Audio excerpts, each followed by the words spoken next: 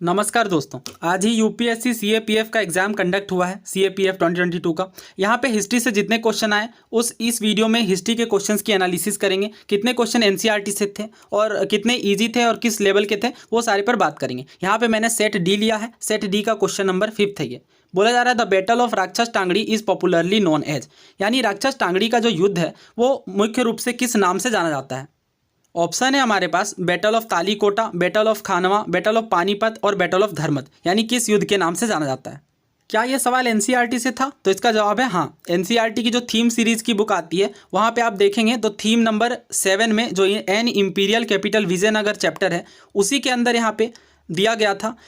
In 1565 Rama Raya the chief minister of Vijayanagar led the army into battle at Rakshasa Tangadi, यानी 1565 में रामा राय जो कि विजयनगर के चीफ मिनिस्टर थे उन्होंने अपनी आर्मी को लीड किया राक्षस टांगड़ी में, जो कि विजयनगर के नाम से भी जाना जाता था और इसी युद्ध को तालीकोटा के युद्ध के नाम से जाना जाता है।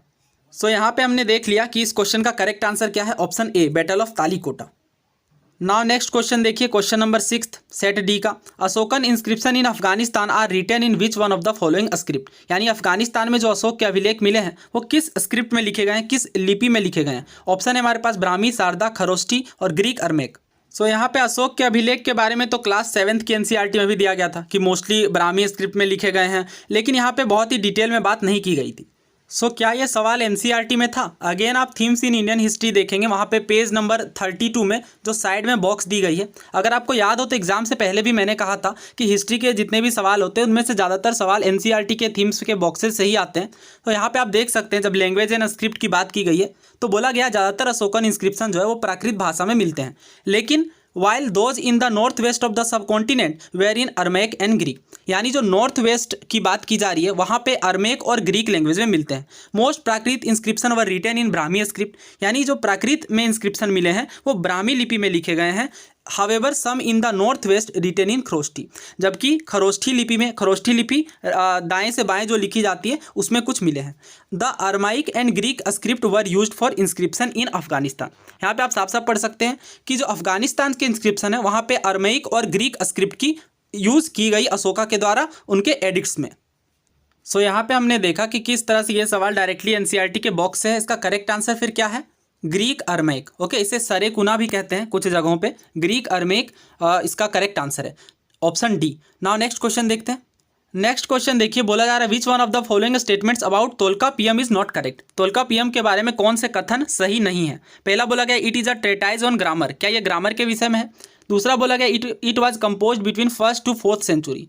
तीसरा बोला गया संगम कॉर्पस का पार्ट है। चौथा बोला गया इसे पाणिनि ने कंपोज किया था, पाणिनि ने लिखा था। सो अगर आपको याद हो तो मैंने एंशियंट टेक्स्ट वाली जो वीडियो बनाई थी, 3 वीडियो सीरीज़ थी, उसके अंदर मैंने सारे के सारे एंशियंट टेक्स्ट डिस्कस किए थे। वहाँ पे मैंने बहुत ही डिटेल में बताया था कि जो तोल्कापियम तमिल ग्रामर जो बहुत ही एंशियंट बुक है ये तोल्कापियर के द्वारा लिखी गई है, तोल्कापियर के द्वारा, और जो पाणिनि के द्वारा जो बुक लिखी गई है वो भी सबसे प्राचीन ग्रंथ मानी जाएगी ग्रामर पर, और उसका नाम है अष्टाध्यायी। राइट, 8 अध्यायों वाली बुक थी ये और ग्रामर की फर्स्ट बुक ये मानी जाती है। तो पाणिनि के द्वारा अष्टाध्यायी बुक लिखी गई थी, ना कि तोल्कापियम। हमसे पूछा गया नॉट करेक्ट, तो हमारा ऑप्शन डी बिल्कुल यहाँ पे करेक्ट आंसर है ना। सवाल ये उठता है क्या तोल्कापियम वाला जो प्रश्न है वो एनसीईआरटी के अंदर था या नहीं। तो एनसीईआरटी के द्वारा ही एक बुक प्रकाशित की जाती है, India unity in cultural diversity.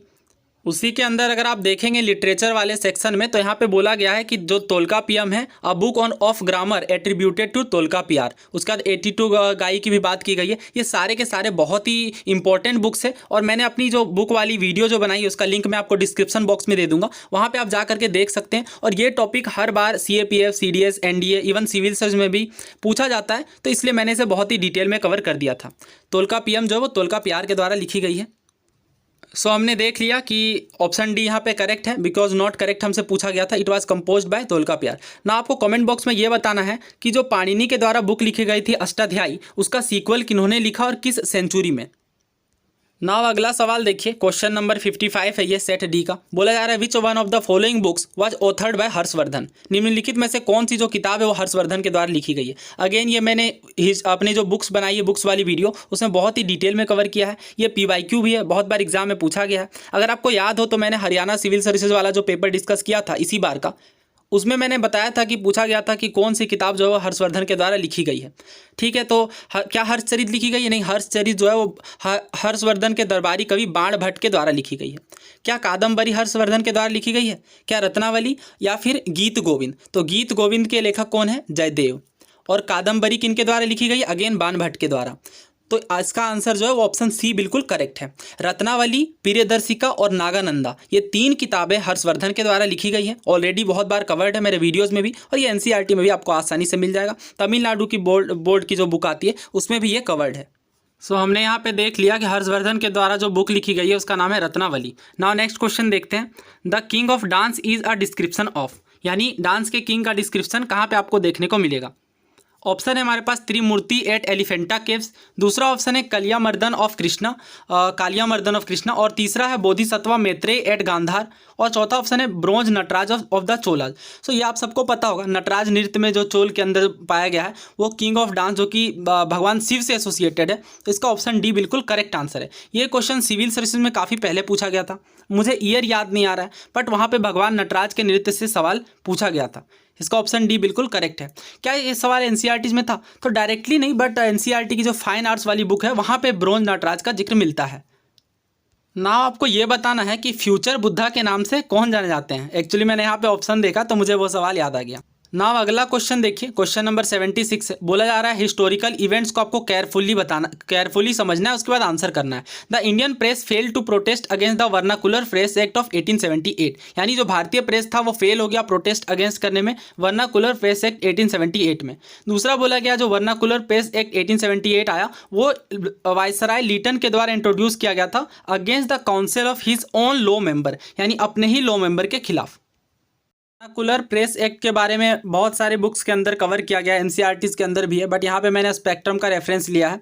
Vernacular press act was design to better control the vernacular press, यानी देसी भाषाओं में जो लोकल लैंग्वेजेस में पत्र पत्रिकाएं छापी जा रही थी उसको कर्व करने के लिए, उसे कंट्रोल करने के लिए कि कोई भी जो इंडियन न्यूज़पेपर है वो अपनी भाषा में कहीं ब्रिटिशर्स के खिलाफ कुछ गलत ना छापे, कुछ उनकी गतिविधियों को उजागर ना करे, इसलिए वर्नाकुलर प्रेस एक्ट लाया गया था। अब आपको जानकर हैरानी होगी, ये लॉर्ड लीटन के दरबार में लाया गया और इसे एनिमसली पूरे के पूरे काउंसिल के द्वारा पास कर लिया गया। कहीं भी किसी भी ब्रिटिश मेंबर ने इसका विरोध नहीं किया। और आगे देखेंगे अगर आप, तो वर्नाकुलर प्रेस एक्ट में क्या किया जाता था कि डिस्ट्रिक्ट मजिस्ट्रेट को एम्पावर दे दिया गया था कि वो जो भी पब्लिशर है उसके प्रिंटर वगैरह को जब्त कर ले, और इसके बाद बहुत ही बुरे तरीके से प्रेस को कर्व करने की कोशिश की गई। इसे गॉजिंग एक्ट के नाम से जाना गया और बहुत सारी पत्र पत्रिकाओं को बंद किया गया। जैसे सबसे पहले अगर आप बात करें सोम प्रकाश, भारत मिहिर, ढाका प्रकाश, यानी बंगाल में ये मेनली प्रेस को कर्व करने की कोशिश की गई।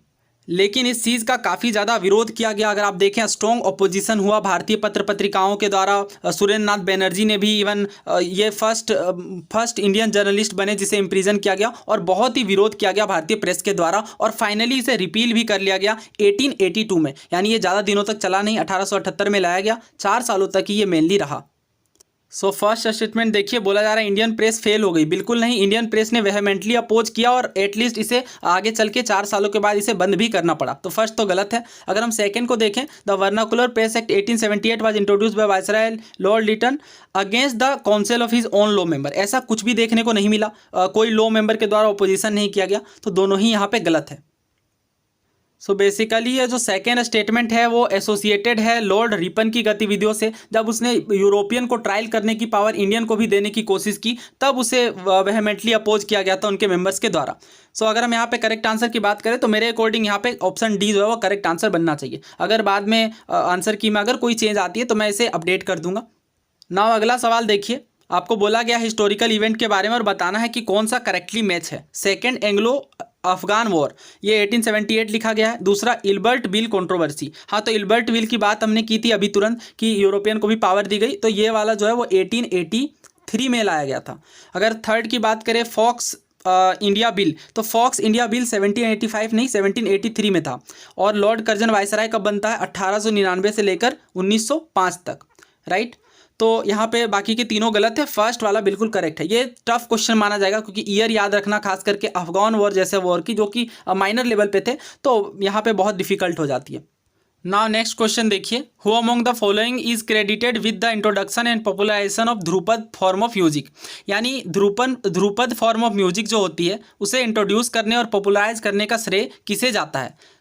सो नाउ अगर हम बात करें ध्रुपद म्यूजिक की, तो तानसेन के द्वारा इसे बहुत ही ज़्यादा फेमस किया गया, क्योंकि ये जब अकबर के दरबार से जुड़े तो ध्रुपद म्यूजिक की इंपॉर्टेंस काफ़ी ज़्यादा बढ़ गई। हालांकि आपको पता होगा कि तानसेन राजा मान सिंह तोमर के दरबार में गाते थे ग्वालियर में। तो अगर हम यहाँ पे पॉपुलराइजेशन और इंट्रोडक्शन की बात करते हैं तो मेरे अकॉर्डिंग यहाँ पे ऑप्शन ए सही बनना चाहिए। लेकिन चूंकि इंट्रोडक्शन की जो बात की जा रही है, इसलिए इंट्रोडक्शन जब यहाँ पे दे दिया गया है, इसलिए ऑप्शन ए बिल्कुल करेक्ट बनना चाहिए। ऑप्शन ए राजा मान सिंह तोमर ऑफ ग्वालियर। हालांकि फेमस करने का जब नाम आता है तो तानसेन का भी नाम आता है, इसलिए मैं सोच रहा था कि कहीं इसका आंसर तानसेन तो ना हो, लेकिन इंट्रोडक्शन की जब बात बोल दी गई है तो ये बिल्कुल कन्फर्म बन जाता है कि ऑप्शन ए यहाँ पे करेक्ट होगा। नाउ नेक्स्ट क्वेश्चन देखिए, when was the first all India census attempted, यानी भारत में पहली बार ऑल इंडिया लेवल पे सेंसस कब स्टार्ट करने का प्रयास किया गया। ऑप्शन है हमारे पास 1871, 1872, 1881 और 1861। सो जब यहाँ पे फर्स्ट सेंसस के अटेम्प्ट की बात की जाती है तो 1872 में लॉर्ड मेयो के द्वारा स्टार्ट किया गया था, लेकिन वो कंप्लीट लेवल पे नहीं हुआ। तो 1881 में हर 10 वर्षों के अंतराल में जनगणना होना प्रारंभ हो गई, और उस टाइम पे किसके द्वारा ये स्टार्ट किया गया, लॉर्ड रिपन के द्वारा। लेकिन जो पहली जनगणना का श्रेय है वो 1872 में लॉर्ड मेयो को जाता है। ऑप्शन बी यहाँ पे बिल्कुल करेक्ट आंसर है। ये क्वेश्चन भी बहुत बार पीवाईक्यू में पूछा गया और ये हर बुक के अंदर कवर्ड मिलेगा। नाउ नेक्स्ट क्वेश्चन देखिए, एक साइड में वैदिक रिवर का नाम दिया गया और ये मॉडर्न नेम। तो ये भी क्वेश्चन कोई बहुत यूनिक नहीं है, बहुत बार एग्जाम्स के अंदर इस तरह के क्वेश्चन पूछे जाते हैं जब रिवर्स के प्राचीन नाम दिए जाते हैं और उनके नए नाम को मैच करना होता है। सो देखते हैं फिर। दृष्टावर्ती, देखिए ये वाला थोड़ा कंफ्यूजिंग है और कॉमन बुक्स के अंदर नहीं कवर्ड है, लेकिन अस्किनी, वितस्ता और परुष्णी तो हर बुक के अंदर कवर्ड है। सो अगर हम बात करें यहाँ पे वितस्ता की, तो वितस्ता हर किसी को पता होता है, झेलम का नाम है, और परुष्णी रावी का। तो अगर हम सी को 4 के साथ और डी को 3 के साथ मैच करें तो एक ही ऑप्शन यहाँ पे हमें देखने को मिल रहा है, तो यानी कि ऑप्शन बी यहाँ पे बिल्कुल करेक्ट है। बाकी के फिर चेक कर लेते हैं। दृष्टावर्ती चौटांग रिवर का नाम है, और अस्किनी जो है वो चेनाब, ये भी अगेन कॉमन था, अस्किनी वाला भी चेनाब। ठीक है, तो हमने मैच कर लिया यहाँ पे। वितस्ता जो है झेलम और परुष्णी रावी है। नाउ नेक्स्ट क्वेश्चन देखते हैं, इसका आंसर तो फिर ऑप्शन बी है। अगला सवाल देखिए, which one of the following art works was held by sister Nivedita as the first masterpiece of Indian art. तो जिनको सिस्टर निवेदिता के बारे में नहीं पता उन्हें मैं बता दूं कि ये आयरलैंड से थी, बट ये स्वामी विवेकानंद के मूवमेंट से काफ़ी ज़्यादा प्रभावित हुई और आगे चल के रामकृष्ण मूवमेंट से जुड़ी, और काफ़ी दिनों तक इन्होंने रामकृष्ण मूवमेंट से जुड़कर सोशल कार्य भी किया, सामाजिक कार्य भी किया। तो यहाँ पे इसका जो करेक्ट आंसर है वो ऑप्शन ए बिल्कुल करेक्ट है, भारत माता बाय अवनींद्रनाथ टैगोर। देखिए भारत माता के बारे में एनसीईआरटी के अंदर बहुत ही डिटेल में कवर्ड है, लेकिन ये पॉइंट नहीं दिया गया है कि सिस्टर निवेदिता के द्वारा इसे फर्स्ट मास्टरपीस बोला गया। तो इसका आंसर फिर क्या, ऑप्शन ए यहाँ पे बिल्कुल करेक्ट है। नाउ नेक्स्ट क्वेश्चन देखिए, बोला जा रहा है प्राइंसली स्टेट्स के बारे में कौन सा कथन सही नहीं है, not correct. The British government declare that states were free to join either India और पाकिस्तान और रिमेन इंडिपेंडेंट। ये बिल्कुल सही बात है। ब्रिटिश गवर्नमेंट ने ये डिक्लेयर किया कि जो इंडियन प्राइंसली स्टेट्स है वो या तो भारत को ज्वाइन कर सकते हैं या फिर पाकिस्तान को, या फिर अपने से स्वतंत्र भी रह सकते हैं। दूसरा बोला जा रहा था decision to join either India और पाकिस्तान और remain independent was left not to the people of princely states but to the princely rulers. हाँ, ये इसकी बहुत ही बड़ी खामी मानी जा रही थी, क्योंकि प्राइंसली रूलर्स के पास में ये पावर था कि वो कहाँ को ज्वाइन करे। आपने सुना भी होगा, पढ़ा भी होगा कि हैदराबाद के जो निज़ाम थे वो चाह रहे थे कि पाकिस्तान में मर्जर हो, तो इस तरह की बातें थी। The ruler of Travancore first decided to remain independent, यानी ट्रेवनकोर के राजा ने पहले इंडिपेंडेंट रहने का सोचा। और चौथा बोला गया the state of Travancore finally join India through a प्लेबीसाइट।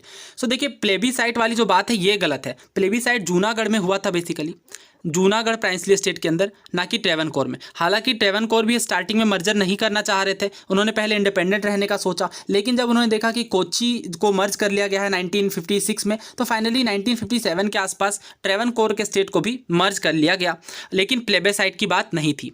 तो ऑप्शन डी यहाँ पे करेक्ट है, क्योंकि हमसे नॉट करेक्ट सवाल के अंदर पूछा गया था। मेरे अकॉर्डिंग इसका आंसर ऑप्शन डी है। अब देखिए हिस्ट्री से रिलेटेड ही 2-3 सवाल और हैं, बट वो आर्ट एंड कल्चर की कैटेगरी में आते हैं, तो आर्ट एंड कल्चर की मैं अलग से सेपरेट वीडियो बना दूंगा। अगर आपको ये वीडियो पसंद आई है तो आप चैनल को सब्सक्राइब कर लीजिए, और अगर आप चाहते हैं कि बाकी सब्जेक्ट से भी जो क्वेश्चन आए उसकी भी मैं वीडियो बनाऊं तो आप नीचे कमेंट बॉक्स में लिख सकते हैं। Thank you so